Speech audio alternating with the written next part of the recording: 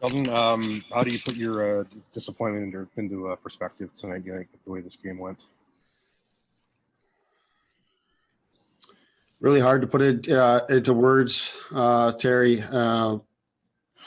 We're obviously devastated, disappointed,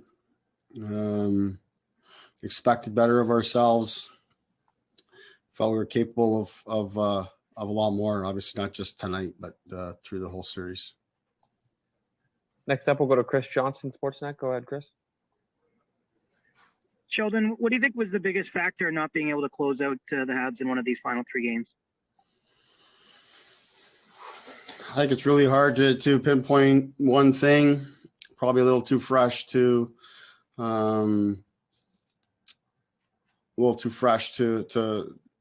break it down. I think each game was a little bit different. Certainly tonight's game was played a lot differently than the previous two.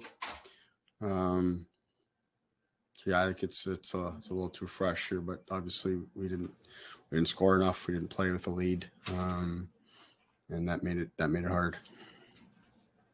We'll go to Kevin McGran, Toronto Star. Go ahead, Kevin.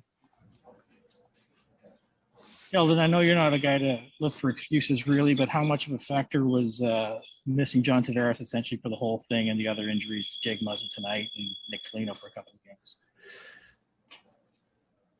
Yeah, well, listen, I mean, I think it goes without saying those guys are really important to our team, be it John or Jake, and Nick, as you say, missed him. And then,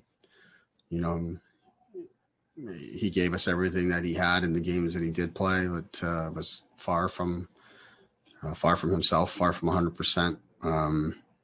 But we put ourselves in a good spot in the series, and didn't get it done. Despite not having John, despite not having Nick, we were in a good spot and did close it out. And we added enough pieces and depth and things like that to be able to deal with those types of situations. So there's zero excuses. We'll go to Mark Masters, TSN. Go ahead, Mark. Sheldon, when you look at specifically this game, how did you feel about the team tonight? What did you sense from them and what was holding them back? Well, the opponent was part of it. They did a really good job here today of really clogging things up to the neutral zone, protecting their blue line. As I said, the game was played a lot differently tonight than the previous two, where they really pushed and really came at us. Today they sat back a lot, and they were just content to wait, for something to go their way, and it did. I don't know, when I go back and look at it, I don't know if I'll find that we gave up even one scoring chance to the real scoring chance through the whole game. Certainly at 5-on-5. But at the same time, we didn't generate nearly enough, and I think that was their recipe and plan here tonight, and clearly worked for them. We'll go to Jonas Siegel with The Athletic. Go ahead, Jonas. Hey, Sheldon, could you feel some of your top guys starting to press as the series moved along and they continued to get chances but not points? I mean, listen, those guys accept the responsibility that they have, to produce for the team. I didn't see any sign of them pressing or getting frustrated or anything like that. I didn't think they cheated or their habits or anything like that changed. Those guys want to win as much or more than any other guy we have, and they're as hard on themselves as anyone. So, they know the responsibility that they have to the team, but I didn't see any sign of frustration, both in watching them on the bench, talking with them before, during, and after games. It didn't go their way, and the chances that they had. And a night like tonight, our entire team struggled to generate much.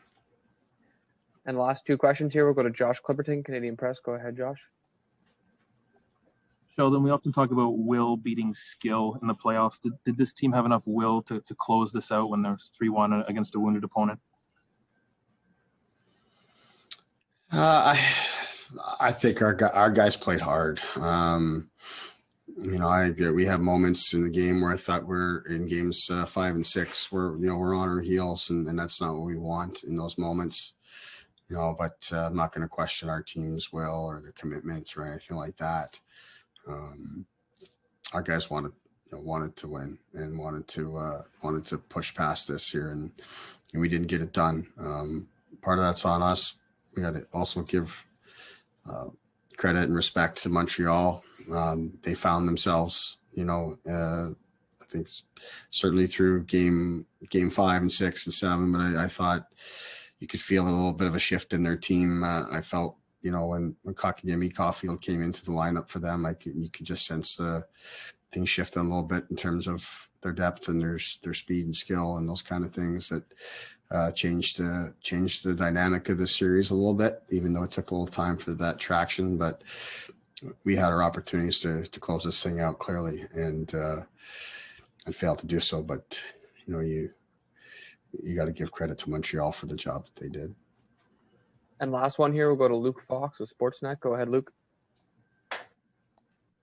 Hi, Sheldon. What was your message to the group after the game? There's some guys on your team. I'm thinking of Jason and Joe who might not have too many more cracks at this. Yeah, our guys were quite devastated, as you might imagine, after the game. So I chose not to speak to the group post game and look at an opportunity.